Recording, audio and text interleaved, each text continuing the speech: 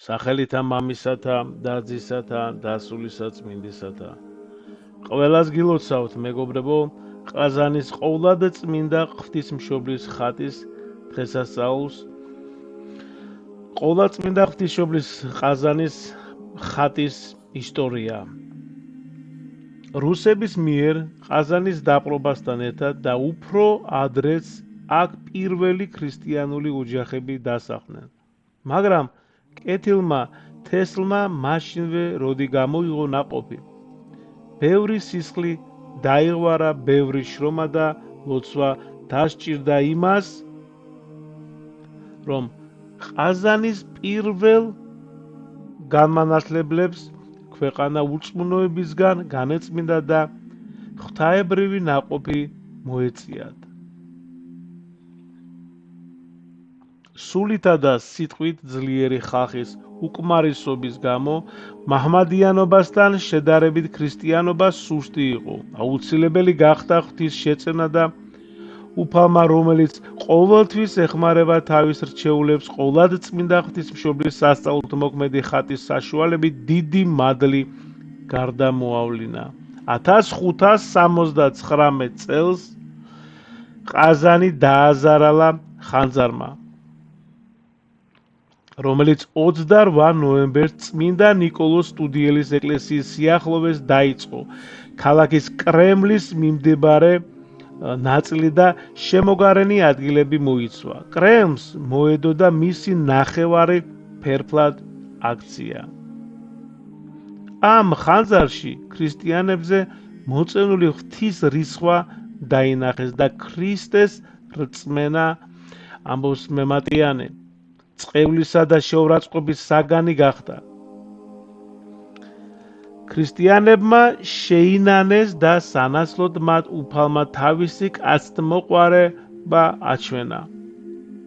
ქვების გროვაზე იმ ადგილას, სადაც თავდაპირველად დაიწყო ხანძარი, იდგა ერთი მეისრის სახლი, რომელიც სხვებთან ერთად დაიწვა. როდესაც მეისრემ განიზრახა ახალი სახლი და ეზო მოეწყო, მის 10 წლის ქალიშვილს მატრონას სიზმრად ღვთისმშობელი გამოეცხადა და უბრძანა. ქალაქის სასულიერო და საერო ხელისუფლებისათვის ეცნობებინა, რომ მისი ხატი მიწიდან ამოეღოთ და ფერფლად ქცეული სახლის ადგილზე მიუთითა. ხატი აქ არის მიმალულიო.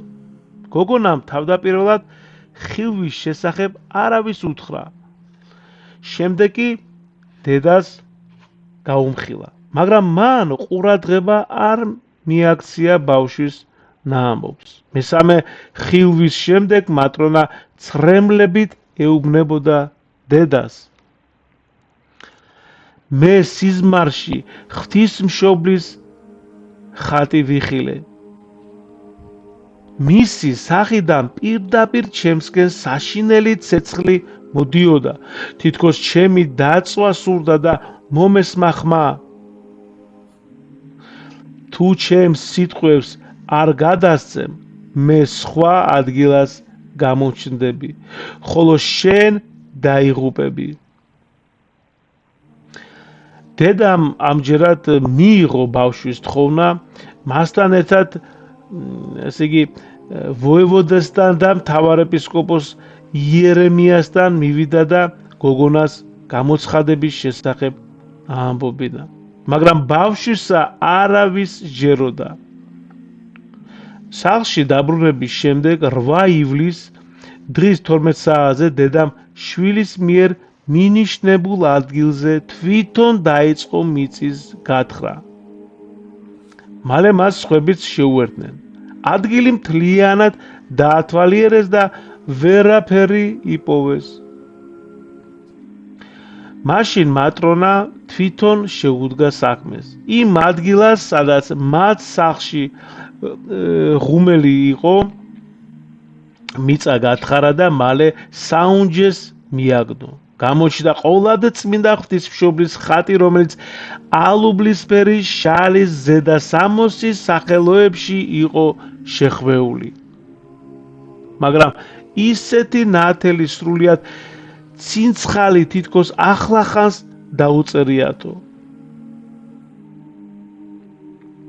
ხალხის აურაცხელი სიმრავლე მოაწყდა ახლად ნაპოვნ ხატს, ყველა ლოცულობდა და ისწრაფოდა, რომ თაყვანი ეცა მისთვის.